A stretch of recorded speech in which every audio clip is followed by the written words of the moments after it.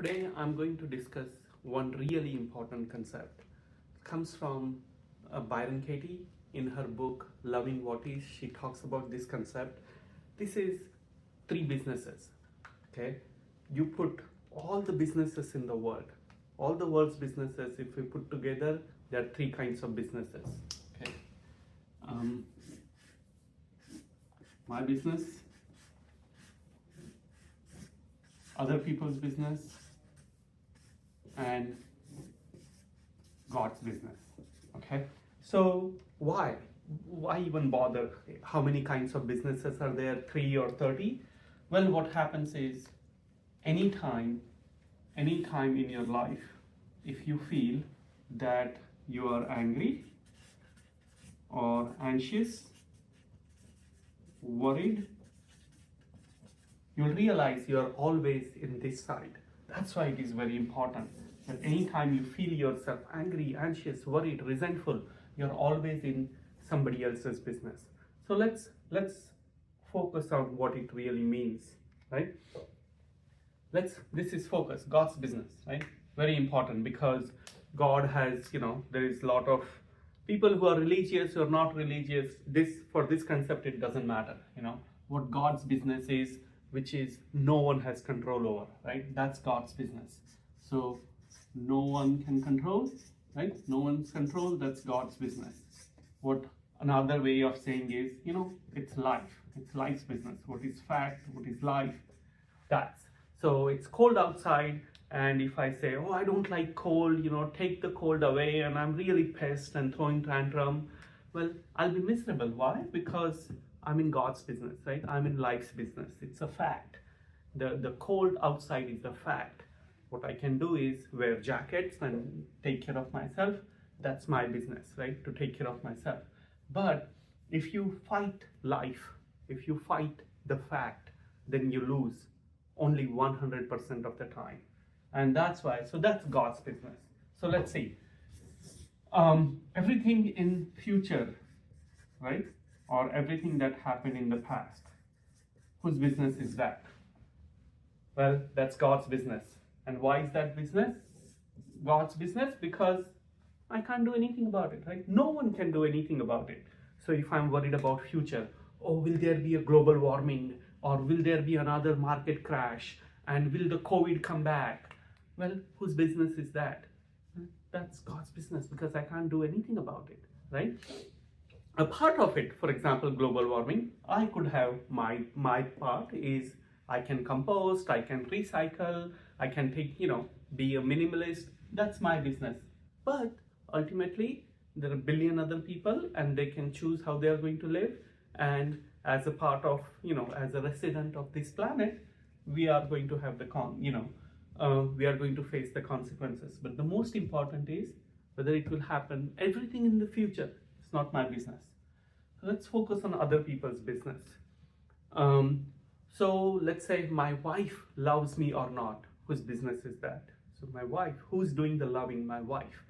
If my wife loves me or not, it's her business. If my son trusts me or not, that's his business. But if I'm always in other people's business, right? If I'm always in my mind, oh, my wife, does she love me? Do we still have a chemistry? Does she really like me? Did she say, and when I am in always her business, she is in her business, and I'm in her business, then nobody's here taking care of my business, right? Similarly, my son, if I go, hey, I'm your biggest ally, and you need to trust me, and I have done so much for you. Well, who does he trust is his business. My business is to decide to trust him or not, or to love my wife or not, because I can do something about it. So that brings to definition of my business. My business is when I can do something about it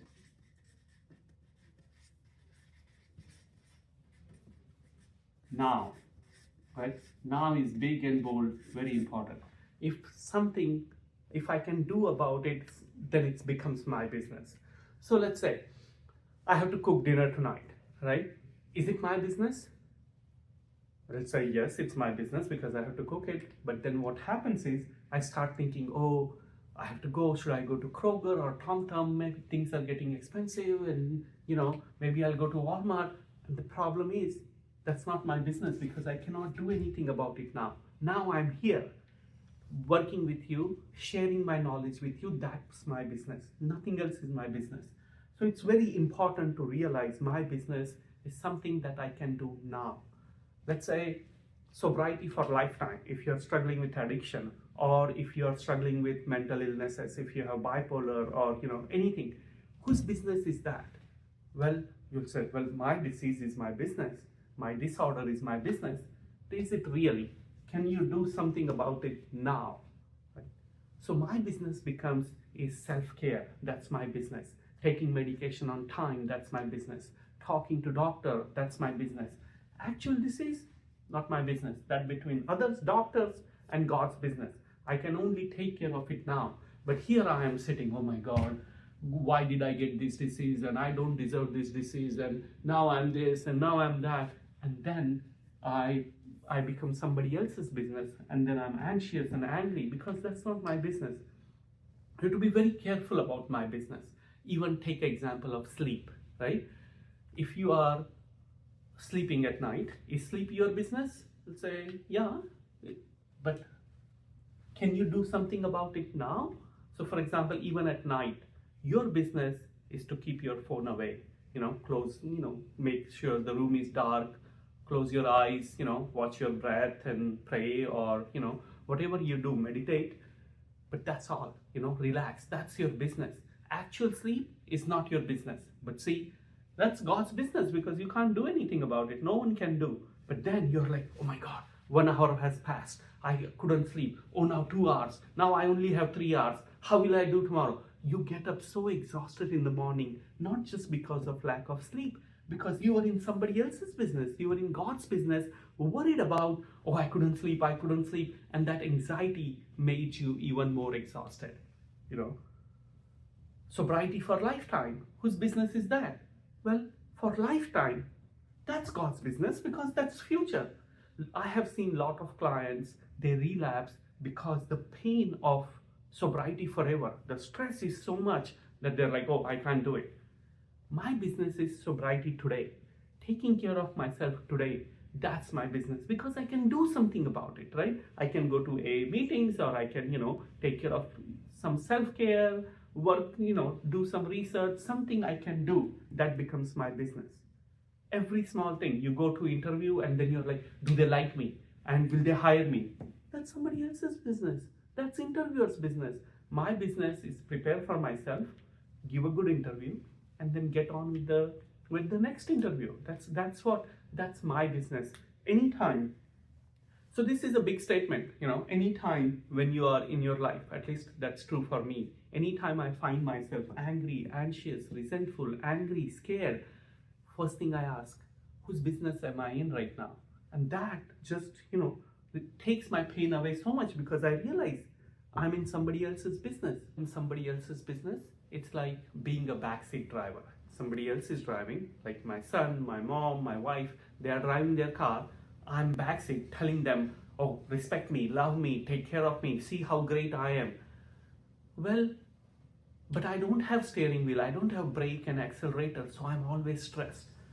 Where is my car? Oh, my car is 200 miles away, the ran out of gas, somebody picked tired, the engine light is on. So I'm not taking care of my own business, and I'm here in everybody else's business telling them how they want to do. And that's where the stress and anxiety come from. So as I learn to be in my own business, I realize I have very few business. Very little thing I can take care, that I need to take care. Mostly I am whatever comes across. Okay, brush your teeth. All right, is that my business? Yes, I can do it. Go brush your teeth. And then you do next things will come and next thing will come. But then suddenly something will happen. Hey, what about my career? What about my private practice? And then suddenly I'm in somebody's business. My business as a therapist is whoever comes in, talk to them, work with them, understand them, have a great relationship with them. That's my business. But when I want to be this greatest therapist in the world, then I'm in somebody else's business because it's future. I can't control it. I can only control now. How I work now, how do I deal with my clients now, that's my business. I hope this concept is helpful to you.